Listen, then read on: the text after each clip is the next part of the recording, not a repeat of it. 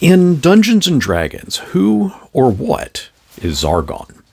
GameMasters here, and before we can really define what this monster is, we first have to define what an Elder Evil is. I will warn you, however, that there will be spoilers in today's video, as some of what we're going to cover is going to include adventure information. Now, regarding Elder Evils, Mordenkainen states, "The cultists who blaspheme reality by calling out to Elder Evils often speak of a far realm from which these entities hail. In truth, there is no one place or space from which they come. There is the multiverse of things that are, and there is the multiverse of things that shouldn't be."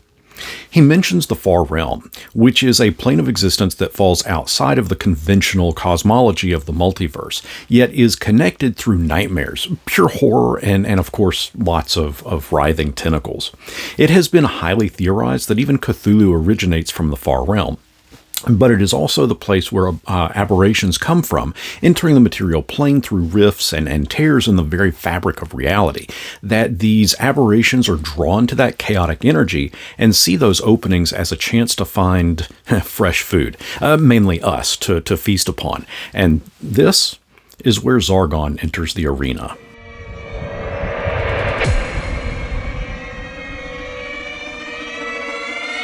Back in 1982, in the basic Dungeons & Dragons days, we would get a module written by Tom Moldvay called The Lost City. This was a module written for characters of levels 1 to 3, and by the time we get into it, Zargon is already seated all nice and snug deep within the ground, slumbering. I'm going to do my best to keep spoilers here to a minimum, but should you play this adventure, you'll find you and your party lost in an endless desert. You are in dire need of water. Your mounts perished miles back, and you salvaged what parts of them you could for food, but even that is now down to mere scraps. The sun is hot, the sand beneath your feet is hotter as it burns up through the soles of your footwear. But not all hope is lost. Just as you feel that you're about to shed off this mortal coil and give in to the heat, you discover an entrance to a pyramid where, inside, you at least get some relief from the blazing outside sun. Exploring within will reveal several sects of followers. Some follow an old god named Gorm, others follow Usami Garis, others still follow the goddess of birth Madarun. While the players can certainly attempt to battle any of these followers, they would be well warned to at least negotiate some form of supplies from them first, as thirst and hunger are dire. But there is a fourth faction, the Priests of Zargon.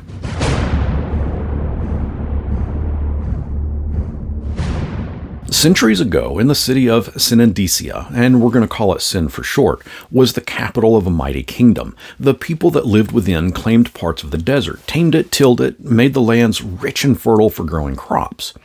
When the king died, they began building a massive pyramid in his honor, and to be a tomb for his body. Cyn saw its fall when workers unearthed a lair of a bizarre monster underneath that tomb. This monster was Zargon, roughly 30 feet tall. It moves with writhing 12 total tentacles that end in razor-sharp barbs.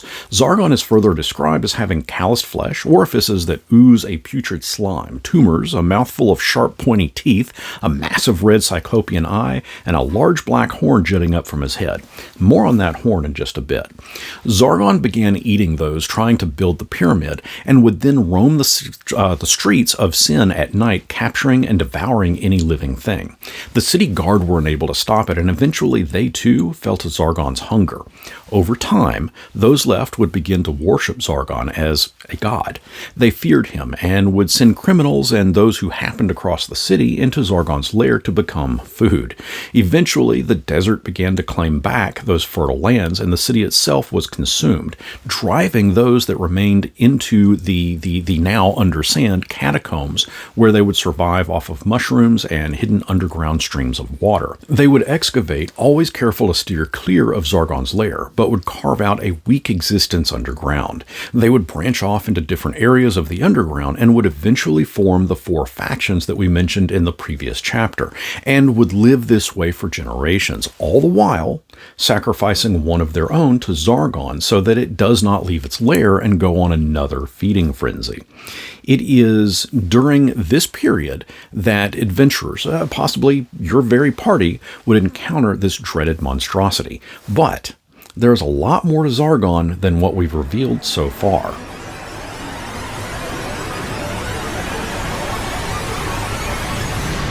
Having entered the material plane centuries ago, how Zargon got there is left to rumor. There are a few possible truths. One cites that Zargon predates Asmodeus as the original ruler of the Nine Hells, back when it was a hotbed of acidic slime, as that is the core of what Zargon is made of, acidic slime and flesh. That Asmodeus eventually came along and in a battle was able to cast Zargon out, in effect destroying the physical body and tossing the horn into the material plane. Now, a brief pause here. I'm not quite ready to spill the beans about Zargon's horn, but we'll speak to that in just a moment.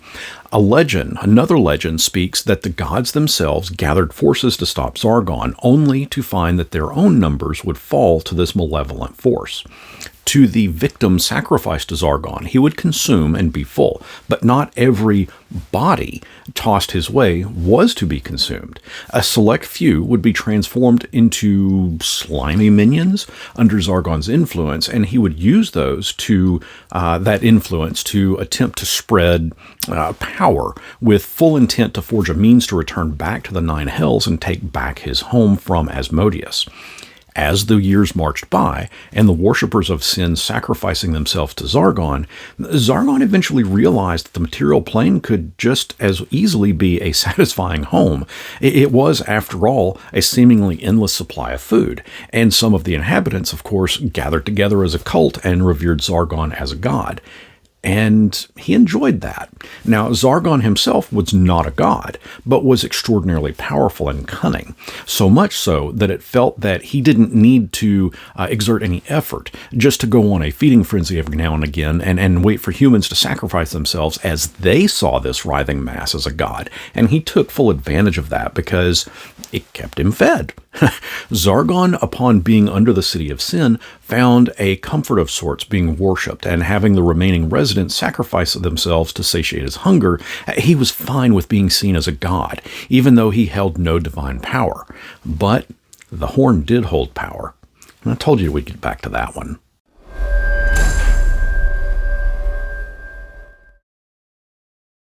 While Zargon is not a god, as mentioned, he did enjoy moonlighting as one. Getting free meals of human sacrifice without having to put in much effort is well worth just sitting there. But what partly led to the belief that Zargon should be worthy of worship was his supernatural ability to regenerate wounds that he had sustained.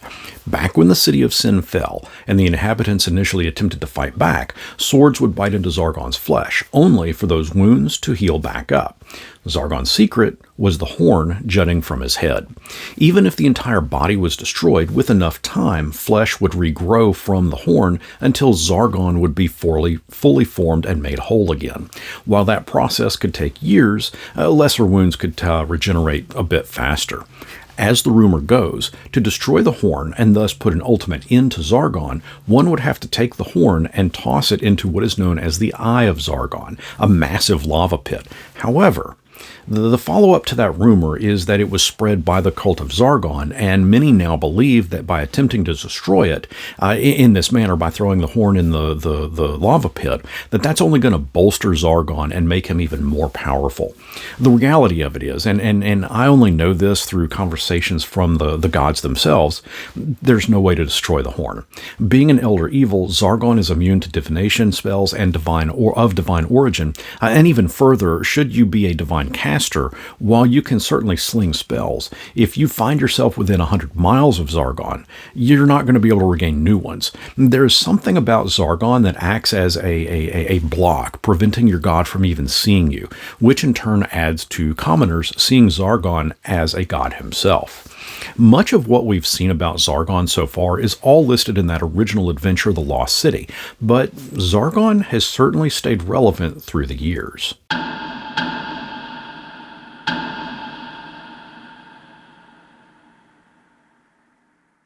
By the time 3rd edition of Dungeons & Dragons came out, we would see a retelling of the Lost City module featuring Zargon show up in Dragon Magazine issue 315, which came out in January of 2004, which also, by the way, was the first issue to feature major reveals about the setting of Eberron.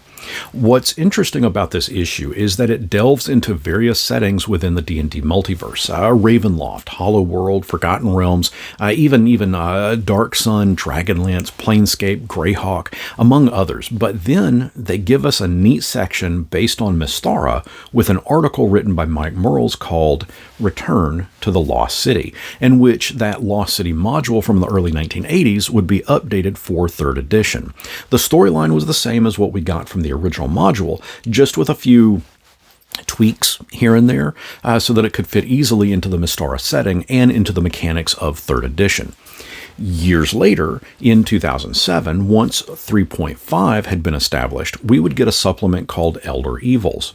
In this book, in Chapter 10, it would go into full detail about Zargon, again retelling the tale of the City of Sin, not adding much lore to Zargon himself, but providing updates via mechanics for the 3.5 edition of the game. But it did add in a brief storyline on how to fit Zargon into your setting if you were playing a campaign based in Eberron or in the Forgotten Realms, two of the most popular settings at that time. Fast forward 17 years to the year 2024, and we'd get the Book of Quests from the Infinite Staircase for the 5th edition version of the game, in which the Lost City would once again be updated. Of course, this time for 5th edition's mechanics. The overall storyline does little to evolve what Zargon was, but to give you an idea of Zargon's evolution, this is Zargon's attack block from the original module of the Lost City. It's very basic, but keep in mind that back then, monsters didn't have the same stats as players or even modern day versions. So attributes like your strength, dex, charisma, things like that just don't exist. What we do learn is that Zargon back then had an armor class of 0. Again, back then, the lower the AC, the better. He had 12 hit dice, 80 hit points, could move up to 30 feet, could perform 7 attacks in a round, with 6 of those attacks doing 1d8 damage each, and the 7th doing 3d8 damage. He saved as a 12th level fighter and had a morale of 12, and back then morale was used to determine if a monster would flee from a fight. 12 was considered pretty high, so it was very unlikely that Zargon would ever flee. Plus, he knew that if defeated, that the Horn itself would just grow himself back eventually anyways. The ALC in this stat block means that Zargon had a chaotic alignment. By comparison, now take a look at how Zargon has evolved with this 5th edition stat block. He is now of Lawful Evil alignment, has an armor class of 18, has 253 hit points, can move up to 40 feet, and of course it lists out what his attributes are, followed by saving throws, resistances, and provides to us that he has a challenge rating of 17. Of course, it goes on to detail out all his other features, his actions and reactions. When the new 2024 Dungeon Masters Guide came out, Zargon was once again mentioned in the lore glossary, summing up what Zargon was, which isn't wrong in what it states, but it fails to really detail out what all we have detailed out here today. I would also be a bit remiss if I didn't mention the conversion to 5th edition that Goodman Games originally did for the Lost City. They too, they took the initial module, and that one actually spanned just a mere 30 or so pages, but then they converted it to 5th edition version and made it into a mega dungeon. The original module is reprinted in that book exactly as it initially appeared, but then the second portion of the book is all 5th edition conversion, which spans from page 55 to page 326. So yeah, it really updates the adventure into an all-out campaign and makes Zargon a very worthy opponent. Oh, I also want to make mention too that in the original board game Hero Quest, while there is a Zargon character in it, it's not related in any way to our Dungeons & Dragons monster of the same name. As for who that Zargon is, well, that's a video for another day. I want to thank everyone for watching, and I especially want to thank my YouTube members and Patreon supporters, as their contributions to the channel have been beyond generous. If you would like to check out becoming a member or Patreon supporter, I'll leave links down in the description as well as here below my talking box. I'd also like to invite everyone to my Discord, as that is a great place to chat, and many of my video ideas come from viewers like you. So if you'd like to help steer the direction and future of this channel, please consider joining that Discord.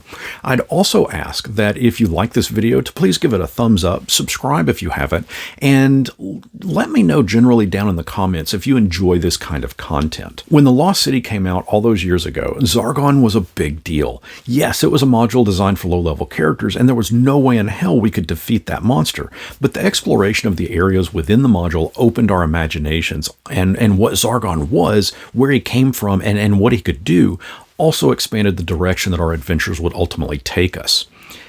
Did you ever play The Lost City back in the 80s, or did you play the 3rd edition version? What about this newest 5th edition version from the Infinite Staircase? If so, how did you fare against Zargon? Let me know down in the comments, and until next our paths cross, may you find yourself not entering the far realm.